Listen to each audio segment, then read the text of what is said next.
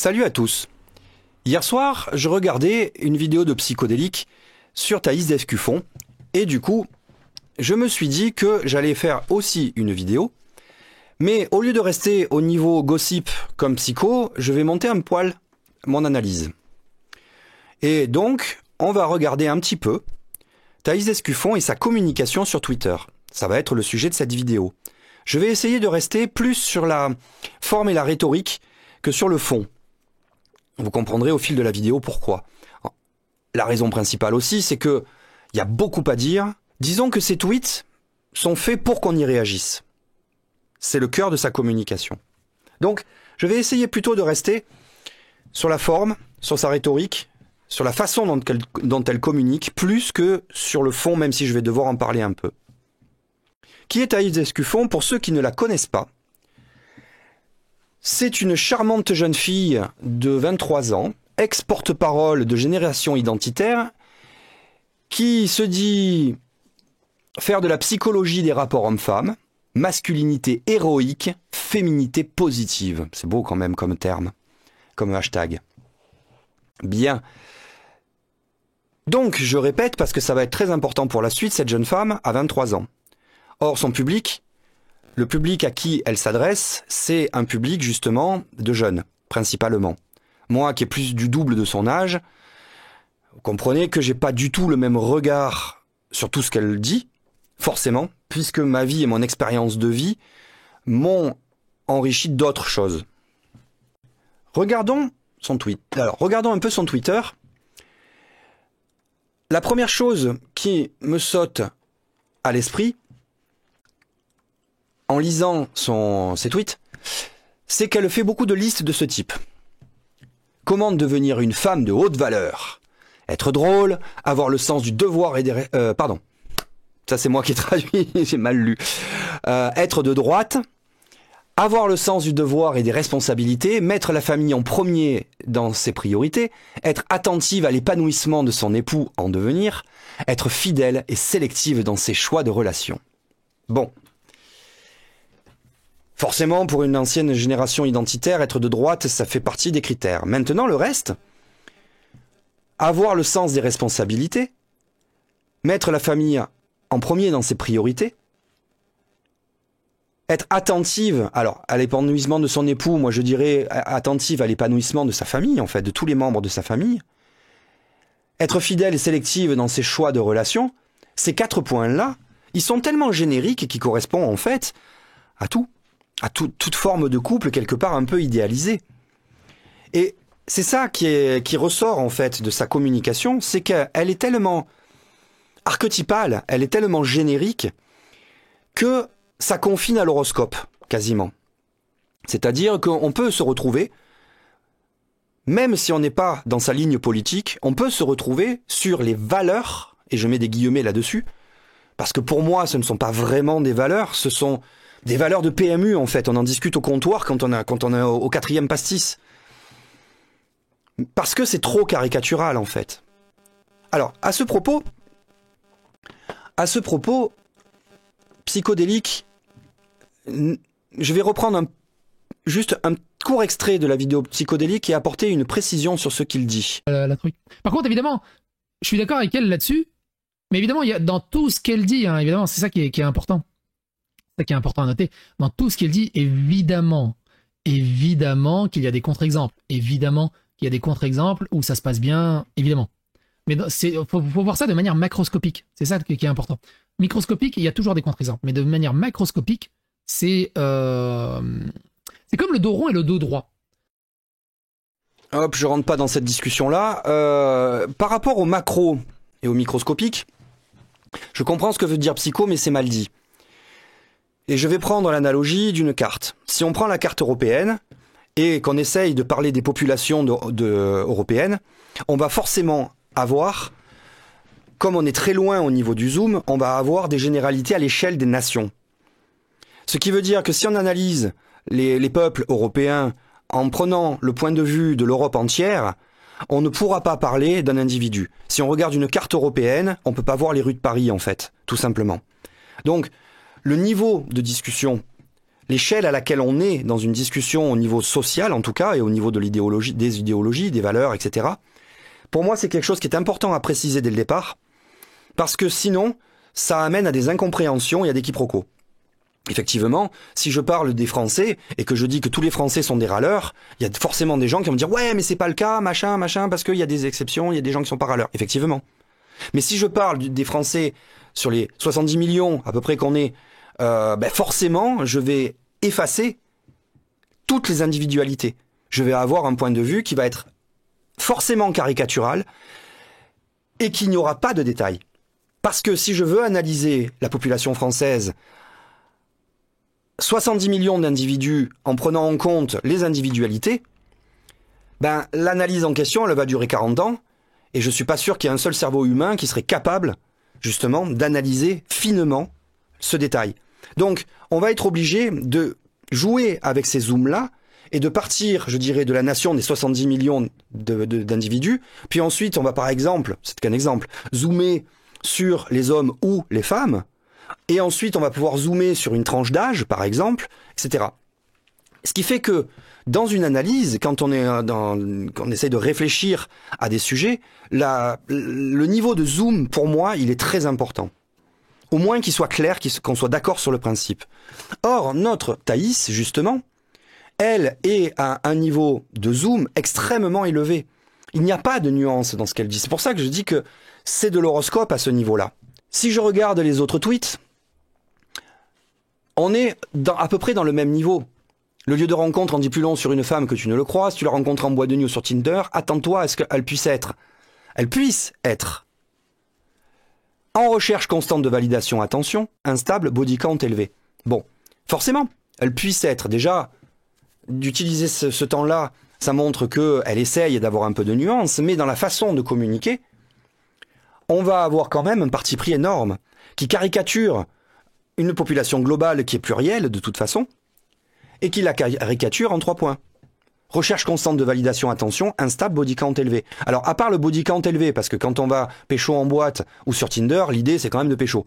Donc forcément, les gens qui sont là-dessus, ils savent pourquoi ils y sont, et ils vont s'amuser. Le fait qu'ils couchent avec beaucoup de gens, ça c'est une autre discussion, on est sur de la valeur. Là, je vais rester juste sur sa com. Je conseille donc aux hommes de s'intéresser aux filles dans les clubs de danse, les restaurants, les bars et les applications de rencontres plus sérieuses. Ça dépend de ce que vous cherchez en fait. Si vous êtes sur de l'amusement, Tinder est très bien. Si vous cherchez à fonder un foyer, ça peut marcher aussi, vous pouvez tomber sur la bonne personne. Mais c'est sûr que en boîte de nuit ou sur Tinder, vous allez forcément filtrer une partie de la population. Est-ce que cette population-là qui est filtrée vous intéresse ou pas? Ça, c'est un choix personnel. Maintenant que les personnes, parce qu'ils utilisent Tinder ou qu'ils vont en boîte de nuit, parce qu'ils ont beaucoup de partenaires, ça veut dire qu'ils sont instables et en recherche constante de validation et d'attention, ça, c'est du PMU. Hein. On est sur de la sociologie de comptoir, là, hein, très clairement. Si je regarde les autres listes, c'est pareil. 5 signaux à fuir à tout prix chez une femme. Elle est victime de toutes ses précédentes relations, elle n'est jamais responsable de rien, elle monopolise votre attention et vous isole, elle parle toujours de son ex, elle l'a déjà trompé dans le passé. Bon, vous pouvez le mettre au masculin, ce truc-là. En fait, c'est qu'elle est en train de décrire, c'est le pervers narcissique. En gros. Donc, elle est en train de vous dire, attention, voilà les symptômes qui disent, ça c'est des gens méchants, c'est des gens pas bien, vous allez souffrir. Bon, ouais. Mais au niveau, je dirais, de la pertinence, là encore, c'est du PMU. Choisis bien le père de ton enfant, réfléchis avant de divorcer, de le quitter, et si tu as bien réfléchi, sois prête à assumer les conséquences de tes choix. La majorité des femmes battues qui se sont retrouvées coincées parce qu'elles ont commis une erreur sont ravies de ce genre de propos, en fait. Je pense. Ça va les aider énormément. Là aussi, je ne vais pas rentrer dans le détail. Il faudrait, ça mériterait à la fois une vidéo dédiée sur le sujet, et puis je vais laisser des gens comme le fou allié, dont c'est le cheval de bataille, s'occuper plutôt de ça. Là, aucun homme n'a pour rêve de sortir avec une mère célibataire. Dans certains cas, cela peut être le signe qu'elle est immature et manque de discernement. Surtout, il n'a pas envie, pour des raisons biologiques, d'élever un enfant qui n'est pas le sien. Affirmation purement gratuite. Et affirmation purement gratuite de quelqu'un qui n'a aucune expérience dans le domaine. Moi qui ai le double de son âge, franchement, une mère célibataire ne me pose aucun problème. Quelque part, bien au contraire. Justement, on n'aura plus le problème de faire un gamin et voilà, ils y sont. Donc autant s'en occuper. Et il n'a pas envie, pour des raisons biologiques, d'élever l'enfant qui n'est pas le sien. C'est faux complet. C'est faux complet. Thaïs, tu n'as pas compris comment fonctionne un homme, je pense. T'es au niveau du cerveau reptilien. Au-delà, pour l'instant, en tout cas dans tout ce que j'ai lu, tu n'as pas compris comment fonctionne un homme. Et pour une vierge de 23 ans, c'est pas trop étonnant. Hein. Enfin, je dis que t'es vierge, je le suppose, vu le discours que je vois, je le suppose. En tout cas, si tu ne l'es pas, t'as pas beaucoup d'expérience dans le domaine. Hein. Parce que justement, l'histoire du body count, ok, c'est peut-être quelqu'un qui passe de mec en mec. En attendant, ça fait créer quelqu'un, enfin, ou une femme qui passe de mec en mec, ou un homme qui passe de femme en femme, c'est pareil. Je vais éviter de préciser tout le long de la vidéo les sexes. Pour moi, femme et homme, c'est la même chose à ce niveau-là, au niveau des relations. Donc, le body count élevé, bah oui, mais ce sont des gens qui ont de l'expérience en fait. Et crois-moi, quand tu vas te retrouver au lit avec quelqu'un qui a eu beaucoup de partenaires, tu vas comprendre la différence d'expérience. À quel point c'est intéressant. Hein? Très clairement. Moi, à mon âge, il n'est pas question que je couche avec une vierge. J'ai passé l'âge justement de faire de l'éducation sexuelle. Moi, j'ai des relations pour m'amuser. Avec des gens avec qui je peux partager des choses, qui sont dans le même registre que moi, on s'amuse ensemble, on passe un moment ensemble, et on est heureux comme ça. Donc, et je peux t'assurer que quand on est avec quelqu'un qui a de l'expérience et qui a de la bouteille au lit, c'est beaucoup, beaucoup, beaucoup plus amusant. Vraiment. Les signaux verts chez une femme, avoir une bonne relation avec son père, faire du faible body count vierge, ça revient systématiquement. S'entretient, fait du sport, aucun rapport avec le schmilblick. Féminine sans être vulgaire, c'est de l'horoscope. Son compte Instagram a peu de photos d'elle où elle est en privé. Bon, je sais pas, moi je suis pas Instagram, j'aime pas ce réseau. Ne cherche pas l'attention des autres hommes. C'est faux complet, tout le monde cherche l'attention de tout le monde. C'est pas forcément dans le but de pécho ou d'avoir une relation sexuelle. Ça fait partie des relations sociales. Et ça fait partie des égos.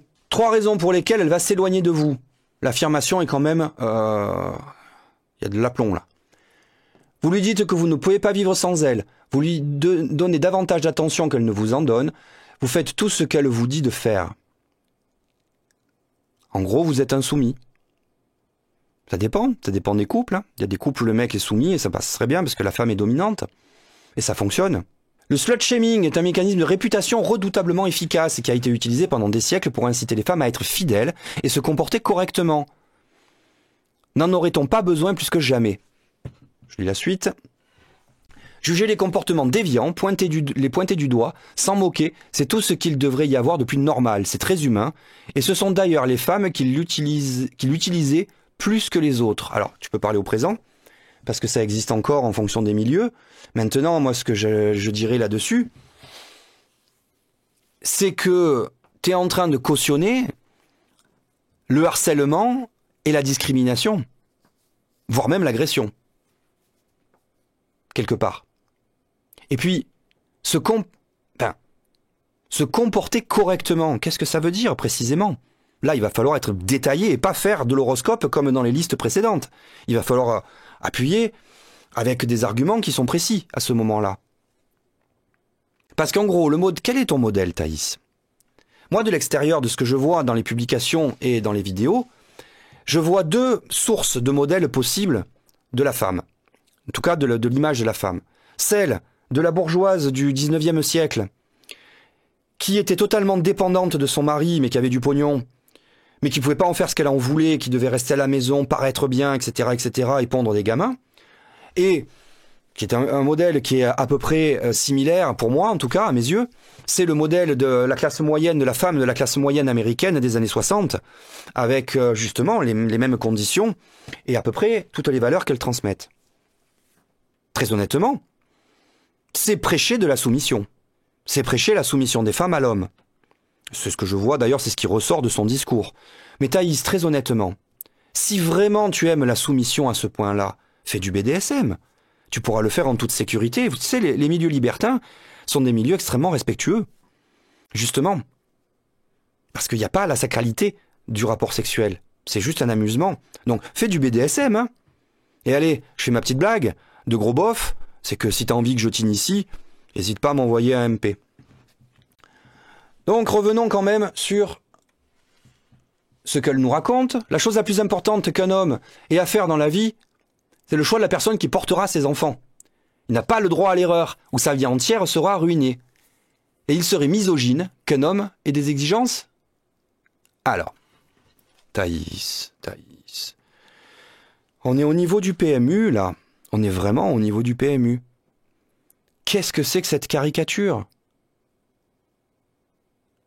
Il n'a pas droit à l'erreur où sa vie entière sera ruinée? Bah écoute, moi je suis un fils de divorcé. Ma mère m'a eu, elle avait 20 ans et mon père avait 23 ans. Le couple a duré peu moins d'une dizaine d'années. Ils ont fait les choses intelligemment pendant leur divorce. Ils s'entendent toujours, ils peuvent plus être en communication parce que mon père est mort, mais pendant la période où ils étaient vivants tous les deux, il y avait des liens. Ils se sont jamais disputés devant moi, ils m'ont jamais rendu responsable. Moi, j'ai jamais été traumatisé par le divorce. Et tous les deux ont pu refaire leur vie comme ils le voulaient. À quel moment est-ce qu'une vie serait ruinée parce que t'as un gamin? Alors, effectivement, il y a des cas. Une gamine de 16 ans, dans des milieux très défavorisés, qui se retrouve enceinte, c'est un archétype qu'on retrouve assez régulièrement. Et oui, c'est problématique, bien sûr, quand il y a des enfants beaucoup trop jeunes. Mais on est à une époque où on a de la contraception, on a une époque où on peut avorter, il y a une époque où on n'est pas obligé d'avoir un gamin tout le temps. Enfin, je veux dire, c'est... Ouais, je sais, les Provi, machin... Venez sous ma vidéo. Un jour, je vous en ferai une vidéo et on pourra débattre. Ou on le fera en live, c'est mieux. Avec Moi, je suis pro-choix, très clairement. C'est le corps des femmes, elles décident. Et si elle ne veut pas porter mon gamin, je changerai de femme. C'est tout. Si vraiment je veux un gamin, si je veux fonder une famille, je trouverai la partenaire qui me convient. Je vois pas pourquoi je l'imposerai à quelqu'un. Si elle le veut pas, elle le veut pas. Ça se décide à deux de faire un gamin. Je peux pas décider moi qu'elle le garde ou elle qu'elle le garde aussi d'ailleurs, hein, c'est pareil. Moi, si jamais j'étais tombé dans ma vie sur une femme avec qui par accident, il y a bébé et qu'elle tient à le garder et que moi je le veux pas, à ce moment-là, elle l'assume intégralement, je reconnais pas le gamin. Mais ça sera discuté, en fait.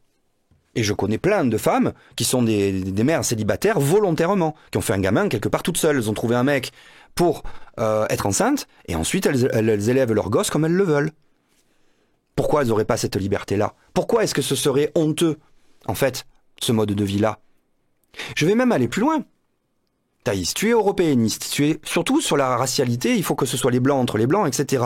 Et effectivement, la population européenne baisse.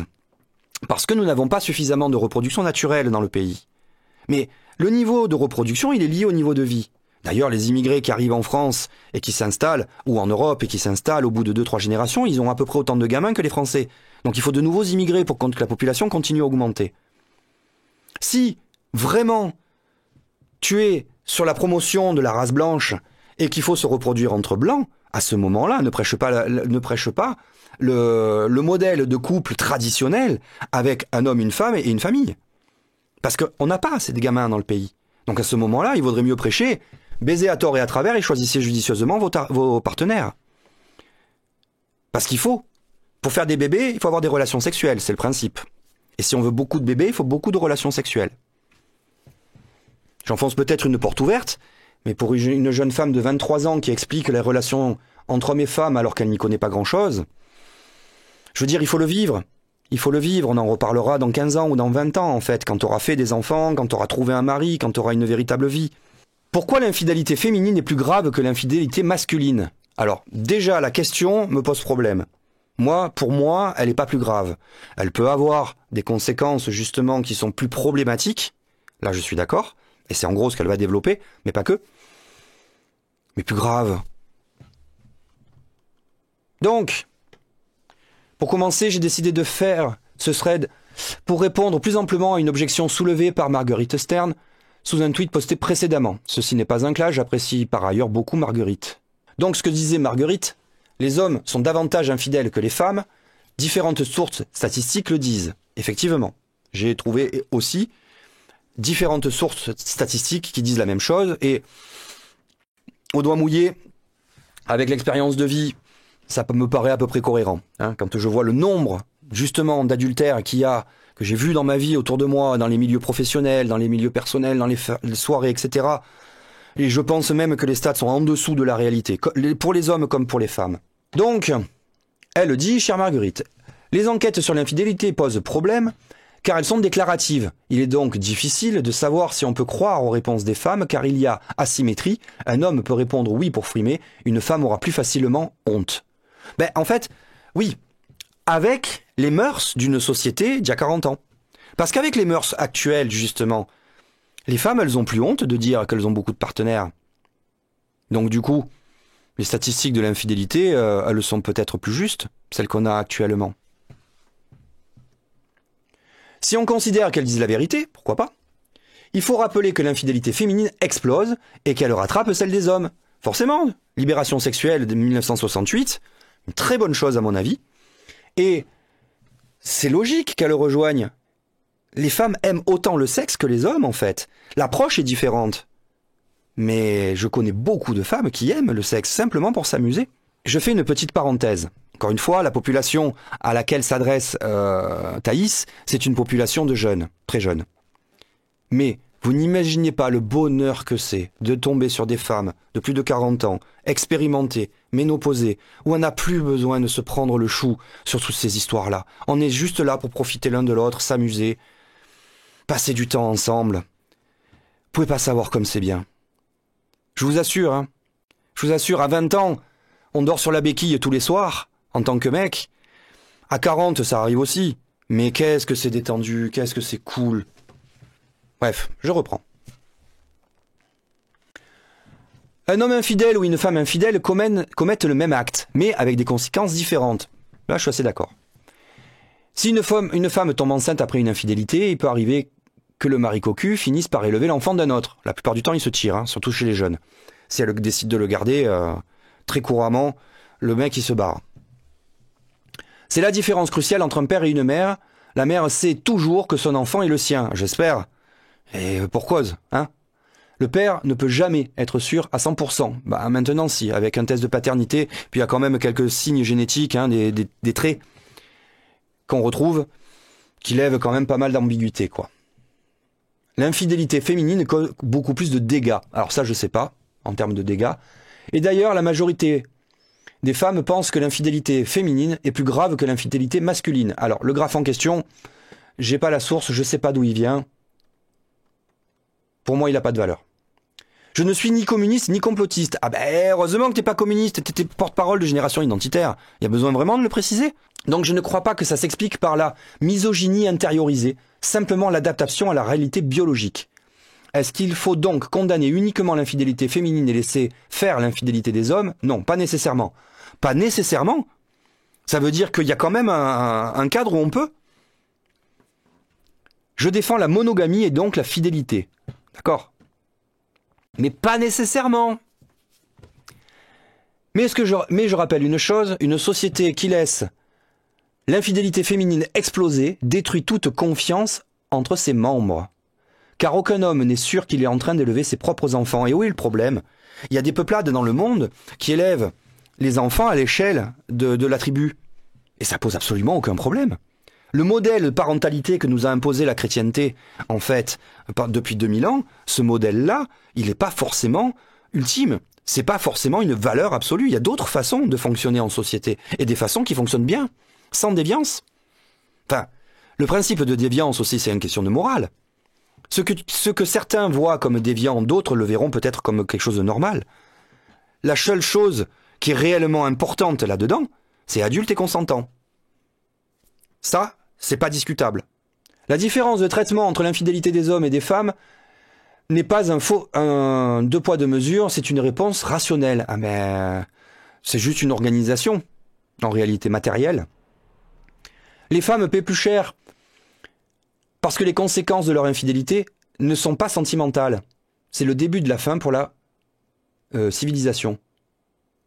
Alors, c'est quand même osé de parler de fin de civilisation, comme je disais. Si tu veux une espèce de blanc, un peuple blanc qui se reproduit beaucoup, il va falloir baiser beaucoup.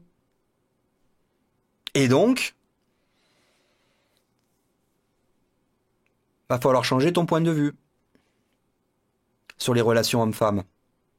Parce qu'à force d'être trop sélectif, bah, tu te reproduis pas. Bien. Voilà en gros ce que j'avais à dire sur la communication. Donc je vais faire une petite conclusion, une petite synthèse de ce que j'ai raconté. En gros, notre Thaïs utilise les méthodes de communication des astrologues, c'est-à-dire c'est de l'horoscope. Elle va lister une série de points positifs ou négatifs selon l'orientation idéologique qu'elle va avoir, mais ce sont des points qui sont tellement génériques, tellement archétypaux, que finalement, elle ne dit rien. Beaucoup de ces tweets sont construits de telle manière à provoquer de l'adhésion, qu'on soit d'accord ou pas politiquement, pour pouvoir rameuter large, en fait. Et qu'ensuite, les choses sont tellement, encore une fois, vagues, qu'elles permettent une discussion sans fin et débridée. Or, on sait très bien que sur Internet, tout se discute, même les choses les plus inutiles. Et voilà un exemple. Je trouve que cette photo humoristique est quand même assez représentative de Twitter, notamment. Discuter, s'engueuler à propos de n'importe quoi. En gros, notre amie Thaïs, c'est exactement ce qu'elle fait avec ses tweets, de façon à être caricaturale, de façon à être extrêmement générique pour brasser très large, créer la polémique, ce qui crée de la visibilité et qui va amener progressivement les gens à penser de manière simpliste et donc à essayer de créer de l'adhésion à son parti. C'est du militantisme politique, très clairement, mais il est fait de manière, pour moi, très maladroite, même si il est efficace. C'est ça qui est fou. C'est efficace, ça fonctionne. C'est une méthode de communication qu'on voit beaucoup sur Twitter et qui marche bien. Et c'est pour ça qu'elle s'en sert. Je suis aussi allé voir ses vidéos. Globalement, on est dans les mêmes schémas. Beaucoup de choses sont extrêmement discutables et c'est volontaire. Beaucoup d'affirmations gratuites. Beaucoup d'affirmations, finalement, qui sont des discussions de comptoir. Ça ne va pas plus loin. J'aimerais un jour discuter avec elle, mais précisément, où on confronte réellement des avis, et pas simplement des concepts mobilisateurs ou des concepts vagues. Voilà. Je ne sais pas ce que vous en pensez. N'hésitez pas à le dire dans les commentaires. Likez, partagez, vous connaissez toute la chanson, abonnez-vous si ce n'est pas déjà fait. Et puis je vous dis à une prochaine fois pour un autre sujet.